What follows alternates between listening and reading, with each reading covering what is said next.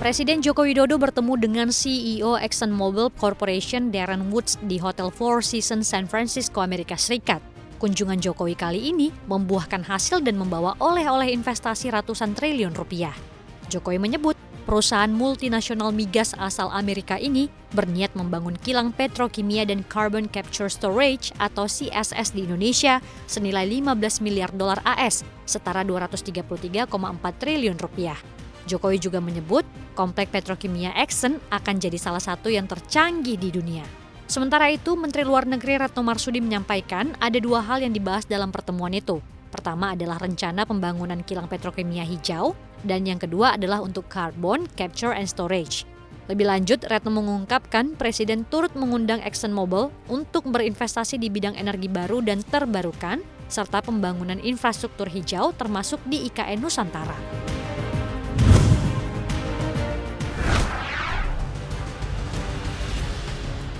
Presiden Joko Widodo mengkritik pendanaan transisi energi dari negara maju ke negara berkembang. Alih-alih menekankan penggunaan energi fosil, pendanaan yang dijanjikan justru kebanyakan hanya menambah beban atau utang ke negara berkembang. Menurut Jokowi, negara-negara berkembang termasuk Indonesia butuh bantuan investasi besar dan transfer teknologi dari negara maju untuk mewujudkan transisi energi. Transisi energi akan diupayakan untuk bisa menghasilkan energi yang terjangkau oleh masyarakat. Komitmen Indonesia akan transisi energi ini menurutnya tak perlu dipertanyakan karena dukungan aksi dari dalam negeri. Jokowi memaparkan Indonesia sudah berhasil menurunkan emisi 91,5 juta ton sejauh ini tanpa bantuan pendanaan negara maju.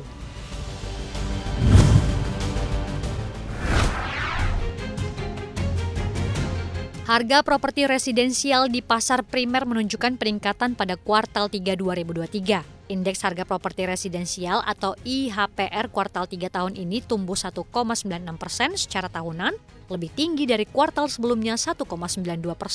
Sementara itu, kenaikan harga rumah tipe kecil dan tipe menengah relatif mendekati pertumbuhan pada kuartal sebelumnya.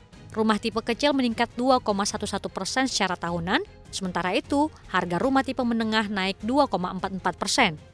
Direktur Eksekutif Departemen Komunikasi Bank Indonesia Herwin Haryono menyebut pertumbuhan itu ditopang oleh kenaikan harga, utamanya hunian tipe besar, yaitu tipe rumah dengan luas melebihi 70 meter persegi.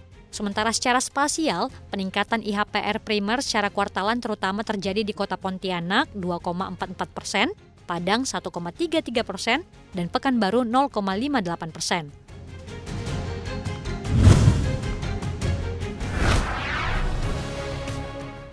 CEO Alphabet Sundar Pichai terang-terangan mengatakan Google membayar Apple 36% dari pendapatan layanan pencarian tersebut di browser Safari. Hal itu disebutkan Pichai saat bersaksi dalam gugatan terpisah yang diajukan Epic Games, pembuat game populer Fortnite, ke Google.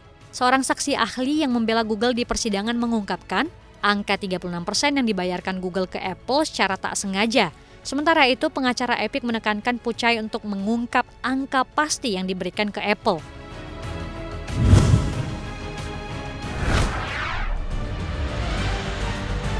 Perang tampaknya menguras kantong Israel. Kementerian Keuangan Israel menyebut utang Israel membengkak akibat gempuran ke Gaza.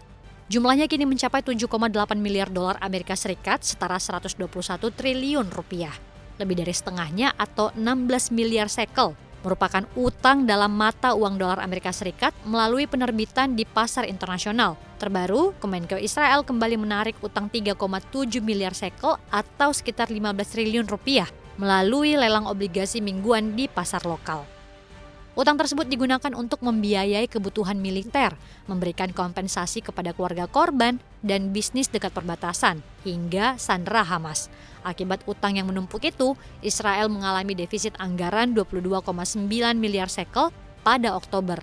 Jumlah ini melonjak dari bulan sebelumnya 4,6 miliar shekel, sekaligus meningkatkan defisit menjadi 2,6%.